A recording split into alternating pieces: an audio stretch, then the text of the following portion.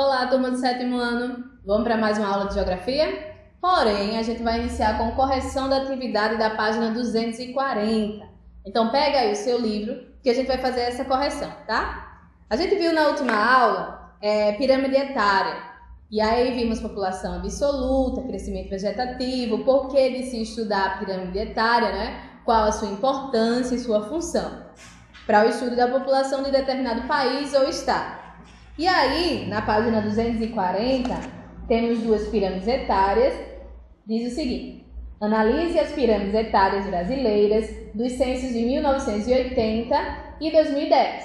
Na sequência, resolva as questões propostas. Então, vamos lá. Temos duas pirâmides etárias aí, tá? O ano de 1980 e uma do ano de 2010. Lembrando, a pirâmide etária ela vai identificar a questão de gênero, não é? Homens e mulheres, a questão também da idade. Então, você inicia aí da faixa etária de 0,4, que são 0,4 anos, até mais 80, que vão ser os idosos. Vocês lembram que aí eu vou ter a faixa etária de crianças e jovens, adultos e idosos, tá? Nesse caso, se você analisar bem aí, a de 1980, essa pirâmide, a parte inferior dela, que é a base, vai estar bastante larga, certo? Então, o que é que a gente diz? Que essa parte bastante larga aí é a faixa etária de quê? Crianças e jovens, ou seja, o índice de natalidade em 1980 do país estava alto, estava crescendo. Porém, o topo da pirâmide já vai estar bem fino, não é? Vai afunilar, vai estar pequeno. O topo da pirâmide é justamente a faixa etária que vai o quê? Que é a faixa etária de idosos. Então, o que é que a gente pode identificar? Que a qualidade de vida, que a expectativa de vida em 1980 no Brasil era o quê? Era pequena, em relação, se a gente for comparar, ao índice de natalidade. Também o corpo da pirâmide, né, que vai ser o meio aí, que vai pegar adultos e jovens, ela vai ter uma irregularidade, porque eu começo ainda crianças, essa base dela bastante crescente, bastante larga, e depois eu vou diminuindo. Quando chega nos adultos e idosos, eu diminuo bastante, né? Então, a gente está falando novamente aí de qualidade de vida, expectativa de vida, tá? Quando a gente vai para 2010, já vê outra grande diferença. Por quê? A base, ela continua larga, ou seja, o índice de natalidade aí também é crescente, mas aí eu tenho o corpo da minha pirâmide, que é o meio, também bastante largo, em comparação da pirâmide anterior. Isso mostra novamente aí que deve-se estar investindo em questão de saúde e educação para que se haja uma maior população adulta em 2010. Veja que o topo dessa pirâmide não está tão pequeno, não está tão fininho como o de 1980, não é? Ou seja, em comparação aos dois, a expectativa de vida de 2010 para 1980 ela é bem maior. Então, a gente já vê essa diferença, tá? As cores, no caso aí, azul é para homens, identificando os homens, e o vermelho aí identifica as mulheres, tá? O 1, ele diz o seguinte, olha, descreva a pirâmide etária do Brasil em 1980. Então, o que é que a gente pode escrever aí? Você poderia escrever, ó, a base da pirâmide é larga, indicando que a taxa de natalidade é alta, tá? Você pode continuar. As faixas etárias que caracterizam os adultos estão mais estreitas, o que indica menor quantidade de indivíduos no mercado de trabalho. O topo também é estreito, caracterizando baixa expectativa de vida e menor população idosa. Tá? Isso aí é o que você deveria responder na questão 1. Se você escreveu a mesma ideia parecida, então também está correto, tá? Vamos para o número 2. O número 2 diz assim: descreva a pirâmide etária no Brasil em 2010. Então, a gente descreveu a de 1980 e agora vamos para a de 2010. O que é que a gente pode colocar aí? Olha, a base da pirâmide em relação a 1980 está um pouco mais estreita, mas ainda continua com alto índice de natalidade. A faixa entre 19 e 29 anos está equilibrada, indicando participação da população economicamente ativa. E a faixa etária, que é o topo, caracteriza os idosos e a gente pode constatar um aumento populacional dessa população, dessa faixa etária. Isso é o que você deveria escrever, tá? A gente caracterizou, né? Viu aí, analisou cada uma das pirâmides. Aí a gente vai para a questão 3. A questão 3 diz assim: como está a base da pirâmide de 2010 em relação à de 1980? O que isso representa para o governo? Então, veja, ele está pedindo para você analisar a base da pirâmide. A base da pirâmide vai ser qual faixa etária? É a de crianças e jovens. Então, vamos analisar o que é que a gente poderia escrever. A base da pirâmide etária indica a menor quantidade de crianças e jovens em 2010. Já em 1980, vemos uma base mais larga. Em 2010, o governo deveria planejar questões de saúde e educação, tá? Uma base mais estreita caracteriza um país mais desenvolvido, com predomínio de adultos e idosos, tá certo? Para 1980, isso reflete que ainda o governo estaria investindo em saúde e educação. Então, essa aí é a diferença entre as duas, tá? Uma, o governo estaria investindo porque o índice de natalidade e de crianças e jovens está alto, que no caso seria 1980. Já em 2010, ela se estreitou mais, então o governo deveria lançar, né, programas e projetos para essa questão de saúde e educação, que é o que envolve essa faixa etária. Vamos para a questão 4. A questão 4 diz assim: houve aumento ou diminuição nas faixas etárias que caracterizam jovens e adultos? O que isso representa para o governo? Então vamos lá, ainda comparando as duas pirâmides, 1980 e 2010. O que é que a gente pode responder? Na faixa de 15 a 19 anos, houve diminuição, que aí é no caso 1980. Nas demais faixas, houve aumento. Para o governo, significa a necessidade de maior oferta de empregos e mais investimentos nos setores econômicos, principalmente no secundário e no terciário, uma vez que o Brasil é um país predominantemente urbano. Essa deveria ser a sua resposta, ou a ideia da resposta que você aí colocou, tá? E aí uma pergunta que eu deixo para vocês: por que nessa questão 4 a gente colocou essa questão de que o governo deveria investir mais em questões de emprego, né, para essa população? Como é que a gente identifica isso na pirâmide etária? Justamente a faixa. Se ela está mais larga, significa que eu tenho um maior número de jovens e adultos. Então, jovens e adultos é a população que é ativa economicamente, então eles precisam trabalhar. Então, o governo deve investir em empregos e trabalhos, né? Oferta.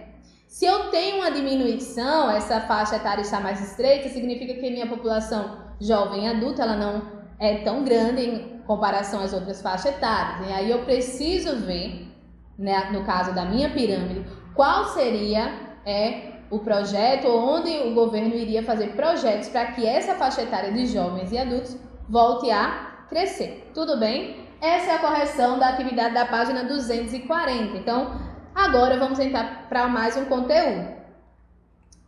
E aí, só revisando rapidamente, nós vimos pirâmide etária, falamos sobre a estrutura da população. Pirâmide etária vai identificar a população de homens e mulheres, vai dividir em faixa etária, crianças, jovens, adultos e idosos. Vimos a questão de migração, né? Taxa de migração, crescimento absoluto, crescimento relativo da população, crescimento vegetativo, densidade demográfica. Vimos todos esses conceitos, né? Que a população absoluta vai ser o número exato da quantidade de pessoas, de habitantes daquele lugar, daquele espaço que eu estou analisando. A população relativa já vai ser diferente. Eu vou fazer um cálculo aí. Pego a minha população absoluta, que é o número de habitantes, e pego o tamanho do território, o tamanho daquele espaço. E vou fazer o quê? Dividir. É um cálculo, tá certo? Eu tenho meu crescimento vegetativo, tenho minha taxa de migração, que aí vai ser em relação a imigrante e emigrante, tá? Eu tenho minha densidade demográfica, que o espaço pode ser considerado povoado ou não. Agora a gente vai falar sobre a distribuição da população brasileira, né? Vamos adentrar um pouco sobre esse conteúdo. Como a gente já falou nas outras aulas, o Brasil não é considerado povoado. Porque eu tenho bastante território, bastante espaços que ainda não estão habitados por pessoas. Então, aí, e também pela questão dele ser um país grande, não é? De dimensão continental. A gente vai para o mapa, que justamente também tem aí no livro de vocês, na página 241. Se vocês observarem aí no mapa de vocês, eu tenho aí as cores mais claras, ele vai de 1 a 5 de habitantes por quilômetro quadrado. A mais escurinha vai de 5,1 a 20. Aí eu vou aumentando, então eu tenho de 20 a 50, 50 a 100, 100 a 250 e acima de 250. Então, essa é a questão da população, da distribuição da população. Se a gente for analisar só pelas cores aí, você observa, os mais claros, ele vai estar mostrando aí que eu vou ter um número de habitantes pequeno, tá? Então, ó, olha a quantidade no mapa, se você não quiser observar aí, olha aí no teu livro, de cores mais claras no meu espaço, no Brasil. As mais escuras, não é? Que vai aí começar de 20 até acima de 250, vai estar todo na lateral. Então, vai ser uma pequena parte do Brasil. Ou seja, ele não é povoado. Porque olha o espaço aqui, ó, tá? Que não tem um número significativo de pessoas. Ou seja, é uma distribuição da população irregular. E aí eu quero ver aí com vocês a página 242, que é uma conta de matemática que a gente viu sobre população absoluta e população relativa, lembra? O livro traz aí para vocês uma tabela, e nessa tabela ele dá o número da população absoluta e o número, né, da questão do território, da dimensão territorial das regiões. Então, analisando aí, vejam, ele dá a população em 2010. Ó, eu tenho no norte pouco mais de 15 milhões, depois eu tenho aí o meu território e ele quer saber a minha densidade demográfica. Você já sabe, densidade demográfica ou crescimento relativo da população, eu tenho que pegar a minha população absoluta, o número dela, e dividir pelo território. Vamos para a calculadora? Ó, faz aí comigo, tá? Eu tenho 15 milhões, pega a calculadora aí.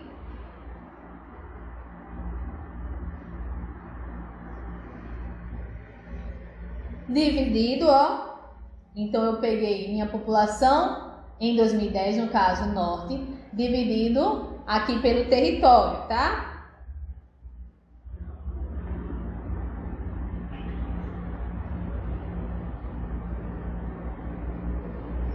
Então, aí deu 41, alguns pontinhos, não foi isso?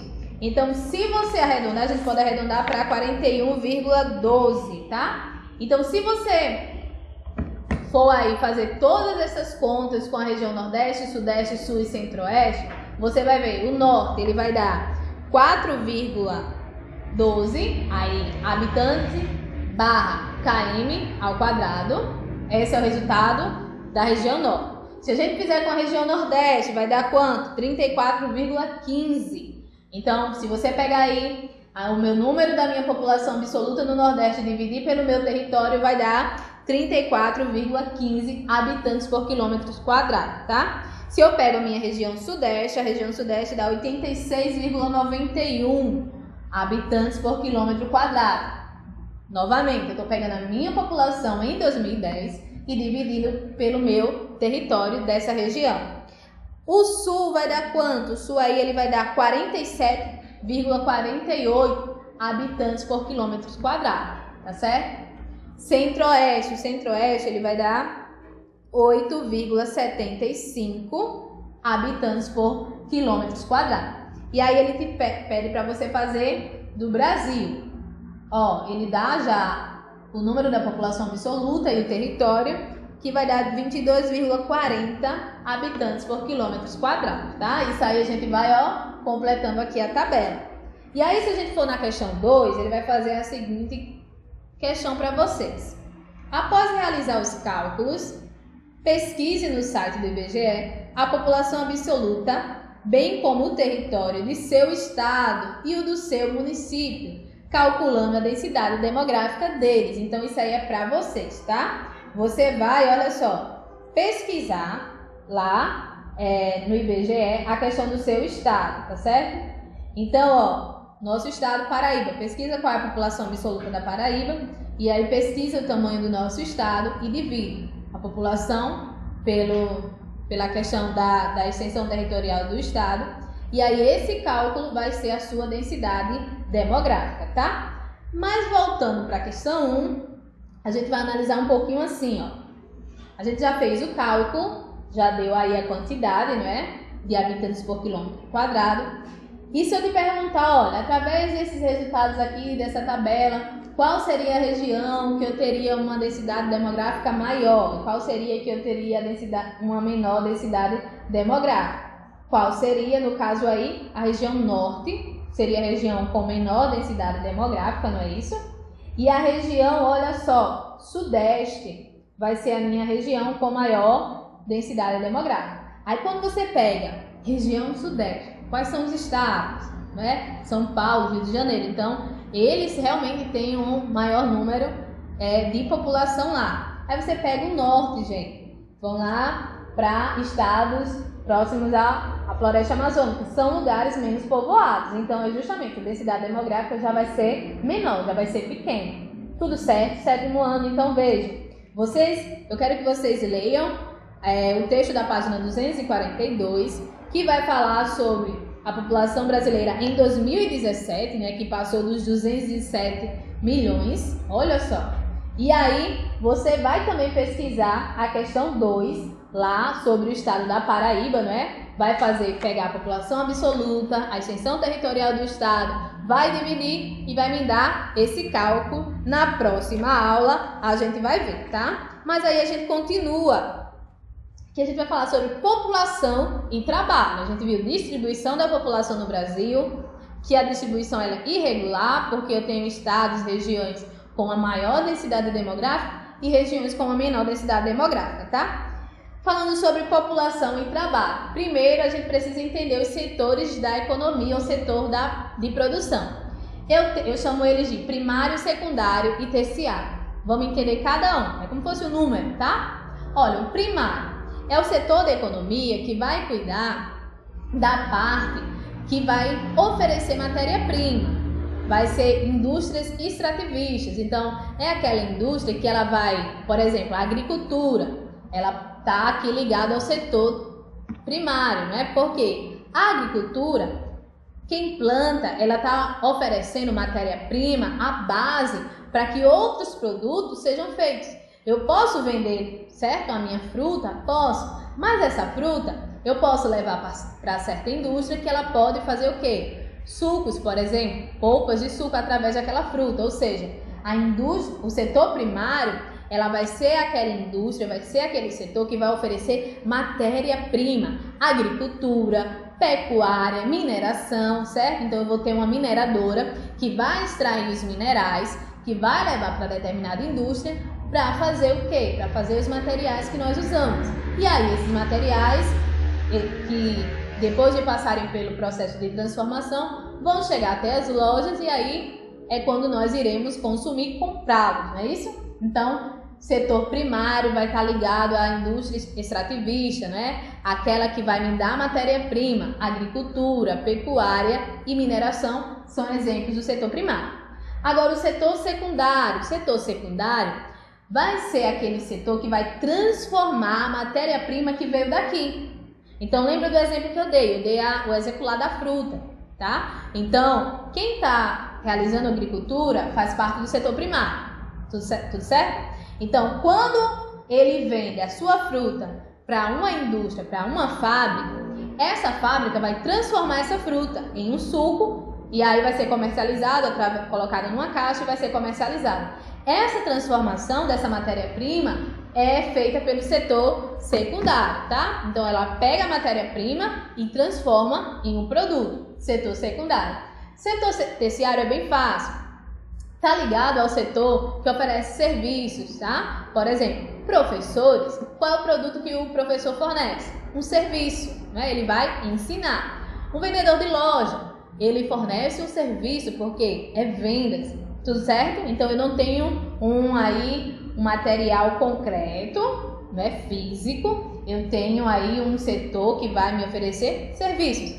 É também o setor de produtos físicos, mas ele vai comercializar esses produtos. Ele não vai produzir, ele vai comercializar, vai ser responsável pelo comércio. Setor secundário que produz. E o setor terciário, ele te dá a matéria-prima. Olha um exemplo simples. Imagina uma vendedora de bolo. Ela necessariamente não faz aquele bolo, tá? Porém, ela compra de alguém que faz. Essa pessoa que faz esse bolo, ela compra o material, certo?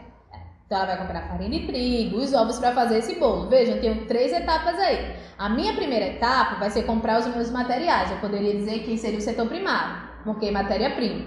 Minha segunda etapa é fazer o bolo, então, transformar no produto, setor secundário. Minha terceira etapa seria vender esse bolo. Eu estou no setor terciário, tudo certo?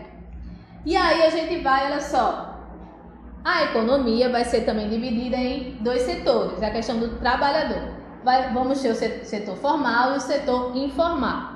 O setor formal, a diferença de um para o outro é bem fácil. Eu vou ter vínculos empregatícios, eu vou ter diversos direitos previstos em lei, que vai dirigir aqui a lei dos trabalhadores, tá? E o setor informal vai ser aqueles que não têm, por exemplo, carteira assinada. Eu vou estar com um vínculo. Eu não vou ter um vínculo empregatício e aí eu não pago impostos e não vou ter questão também de direitos previstos pela lei, porque ele é informal. O formal já é diferente, tudo certo? Aqui, olha só, lembra da pirâmide etária, que a gente estava falando da faixa etária de jovens e adultos?